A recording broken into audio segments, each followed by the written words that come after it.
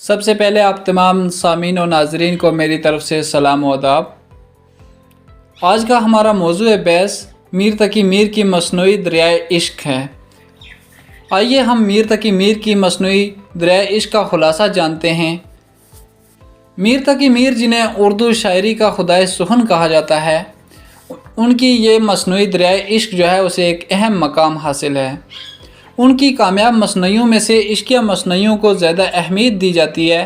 میر نے اپنی زندگی میں کل 9 عشقیہ مصنوعیاں لکھی ہیں۔ ان کی عشقیہ مصنوعیاں ان کی جوانی سے متعلق معلوم ہوتی ہیں۔ میر کی عشقیہ مصنوعیاں دور حاضر کے عشقیہ واقعات کی عکاسی کرتی ہیں۔ میر تقی میر کے والد میر کو نصیحت کیا کرتے تھے کہ بیٹا عشق کرو، عشق ہی اس کارخانے ہستی کا چلانے والا ہے، بغیر عشق کے زندگی وبال ہے۔ عشق میں جی جان کی بازی لگا دینا ہی کمال ہے، عشق ہی بناتا ہے، عشق ہی جلا کر کندن بنا دیتا ہے۔ مصنوعی دریائے عشق میں میر نے اپنے تصور عشق کے نمایاں طور پر پیش کیا ہے۔ اس مصنوعی کے ابتدائی اشعار پڑھنے کے بعد یہ معلوم ہوتا ہے کہ ساری کائنات عشق کے محور پر گھوم رہی ہے۔ اس مصنوعی میں میر نے جذبات نگاری سے بھی کام لیا ہے اور عشق و محبت کے جذبات کی فطری عکاسی کی ہے۔ میر نے اس مصنوعی میں اپنے دور کی تہذیب اور لکھنوی معاشرت اور حسن و عشق کے جذبات قصے کی شکل میں پیش کیے ہیں۔ اس مصنوعی کے مطالعے سے ان کے جذبہ عشق کی توضیح ہوتی ہے۔ دریائے عشق میر تقی میر کی ایک اہم مصنوعی ہے جس میں میر نے اپنے عشقیہ جذبات بیان کیے ہیں۔ اس مصنوعی کی ایک اہم خصوصیت یہ ہے کہ اس میں فوق الفطری عناصر نہیں ہیں۔ مصنوعی دریائے عشق میں میر نے ایک نوجوان عاشق کا تعارف کچھ اس طرح کرایا ہے۔ آئیے ہم دیکھتے ہیں کہ نوجوان کا تعارف میر تقی میر نے اپنی اس مصنوعی میں کس طرح سے کیا ہے۔ نوجوان عاشق ایک دن باغ میں جاتا ہے اور اس کی نظر ایک خوبصورت لڑکی پر پڑتی ہے جو کھڑکی سے جھانک رہی تھی اور اس لڑکی کے عشق میں بری طرح سے گرفتار ہو جاتا ہے۔ اس عشق نے نوجوان کو دیوانہ بنا دیا اور وہ نوجوان محبوب کے دروازے پر مرنے کے ارادے سے آ کر بیٹھ گیا۔ کچھ ہی دنوں کے بعد اس کے عشق کا چرچا عام ہونے لگا۔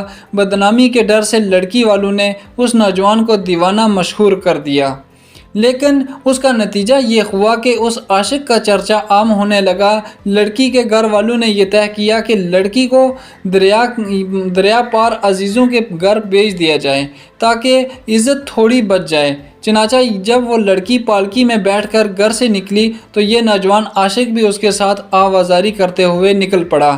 پالکی دریا کے پاس پہنچی اور وہ تینوں، وہ لڑکی، اس کا عاشق اور یہ لڑکی کی دایا، کشتی میں سوار ہوئے اور لڑکی کی دایا نے جان بوجھ کر لڑکی کی جوتی دریا میں پھینک دی اور کہا، یہ کہ افسوس کی بات ہے کہ تیرے محبوب کی جوتی موجے دریا میں ہم آغوش ہو اور اسے تو واپس نہ لائے۔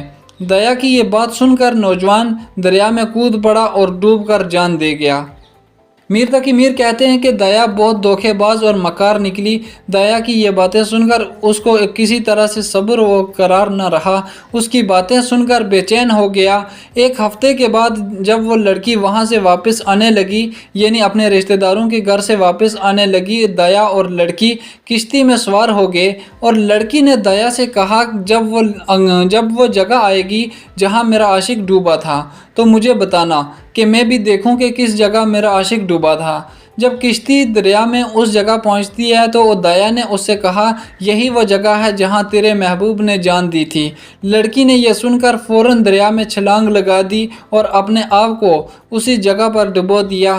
لڑکی کے گھر والوں نے جال بچھایا اور دیکھا کہ وہ دونوں مردہ حالت میں ایک دوسرے سے پیوستہ حالت میں بڑے ہوئے ہیں۔ چنانچہ اسی حالت میں دریا سے نکالے گئے، انہیں الگ الگ کرنے کی کوشش کی گئی لیکن ناکام رہے۔ لڑکی کے ڈوبنے پر شاعر نے سچی محبت کا اظہار کچھ اس طرح سے کیا ہے، حرف زن یوں ہوئی کہ اے دایا، یاں گرا تھا کہ وہ کم مایا۔ یعنی جس وقت لڑکی نے دیا سے پوچھا تھا کہ میرا محبوب کس جگہ ڈوبا تھا، جب وہ جگہ آئے تو مجھے بتانا۔ جیسے ہی وہ جگہ آئی تو دیا نے بتایا کہ یہی وہ جگہ ہے جہاں تیرا عاشق ڈوبا تھا۔ یہ سن کر لڑکی نے فوراً دریا میں چھلانگ لگا دی اور موجوں میں ہم آغوش ہو گئی۔ اس طرح اس لڑکی نے اپنے عاشق کے لیے اپنی جان قربان کر دی۔